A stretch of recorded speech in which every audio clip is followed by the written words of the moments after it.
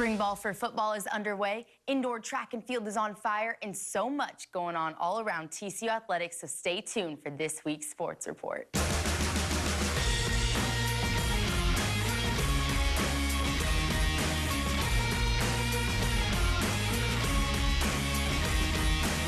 Now leading off, women's tennis is riding a 3-game winning streak after defeating Brown and UNT this past weekend.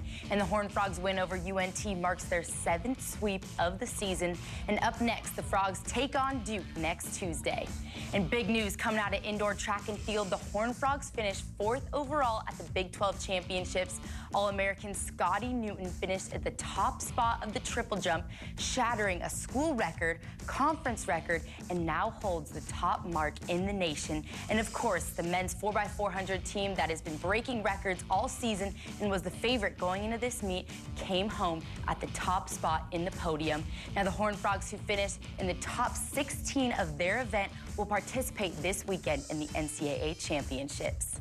Now moving on, women's equestrian hosts SMU tomorrow for their final meet of this regular season. Now the women are 6-7 and looking to close out this season strong.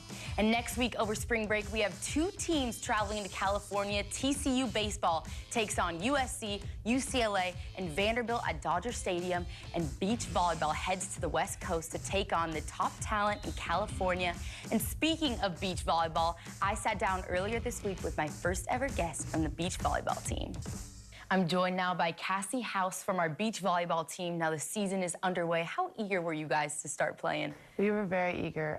The girls had a long off season. I wasn't here during the off season, but the girls worked really hard in the fall, not being able to compete and only being able to practice, except for a few fall games. And so we were itching to get competing. And you were a graduate transfer from New Mexico, so why TCU? What made you come here? Well, I did all 4 years in New Mexico, and so I knew I had a 5th year to play sand, and so I spent most of the summer in California, this past summer, where I met a bunch of girls who were playing sand, and I had known TCU had a beach team, and I knew their coach Hector is amazing, and he is. And he's coach of one of the pro teams that played in California this summer, and I met him in the midst of trying to get released so I could transfer somewhere, anywhere he would take me.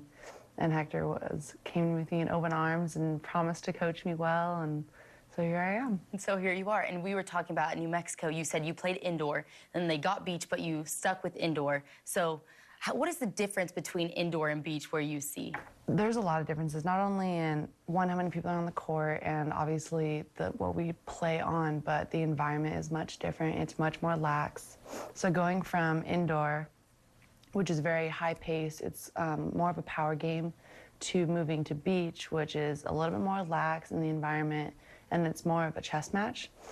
So it's very different, and you have to adapt to having multiple roles in every single point, to the interpersonal connection with a partner instead of connecting with 5 other girls on the court. It's just you and I next to me, and I think that connection is one of the most important parts. And speaking of partners, you and your partner, Haven Hill, were named to the Athlete of the Week last week. So tell me about your chemistry and how that's developed. I adore Haven. She's a sophomore here this year, and she is just a ball of fire. If anyone has ever met Haven, loves to talk, loves to laugh, always a smile on her face, and she brings a sense of life to the court that's essential to me because I'm very serious on the court. And so being with her, it's just the balance we bring, especially when we're both excited, we're both in the game, and we're both working super hard. It makes being on the court an awesome experience. Now you guys hit the road and head to the West Coast and travel to California next week. So what are you expecting out of those matches?